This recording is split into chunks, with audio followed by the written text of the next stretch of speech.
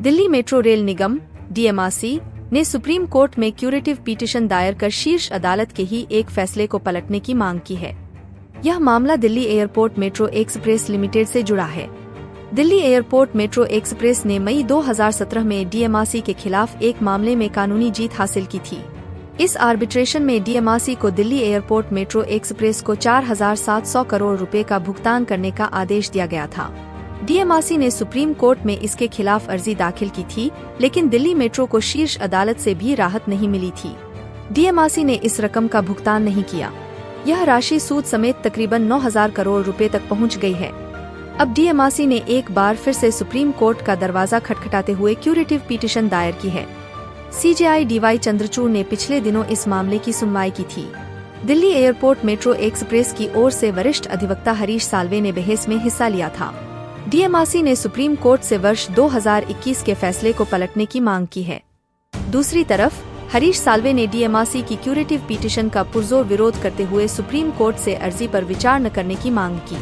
हरीश साल्वे और मुकुल रोहतगी ने सीजेआई चंद्रचूड़ की अगुवाई वाली पीठ के सामने दलील देते हुए कहा कि इस मामले में क्यूरेटिव पिटीशन दायर करने का कोई औचित्य नहीं है, लिहाजा डीएमआरसी की याचिका को खारिज किया जाए।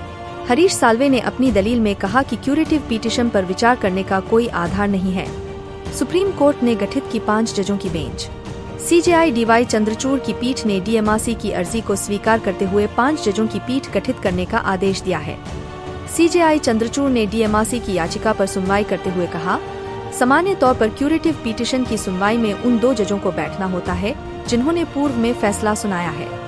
हालांकि इस मामले में फैसला सुनाने वाले दोनों जज रिटायर्ड हो चुके हैं। ऐसे में मेरे ख्याल में इस मामले की सुनवाई 5 जजों की पीठ करेगी। सुप्रीम कोर्ट की 5 जजों की पीठ डीएमआरसी की क्यूरेटिव पिटीशन पर 15 फरवरी को सुनवाई करेगी। क्या है मामला, इसको भी समझिए। Delhi airport metro express limited साल 2013 तक दिल्ली मेट्रो की एयरपोर्ट एक्सप्रेस लाइन को संचालित करती थी। डीएमआरसी ने सुरक्षा कारणों का हवाला देते हुए दिल्ली एयरपोर्ट मेट्रो एक्सप्रेस का कॉन्ट्रैक्ट रद्द कर दिया था। इसके बाद कानूनी लड़ाई शुरू हो गई थी। Delhi airport metro express limited के पक्ष में आर्बिट्रेशन का फैसला आया था। डीएमआरसी ने इस फैसले को सुप्रीम कोर्ट में चुनौती दी थी। सुप्रीम कोर्ट का निर्णय भी साल 2021 में डीएमआरसी के खिलाफ आया था।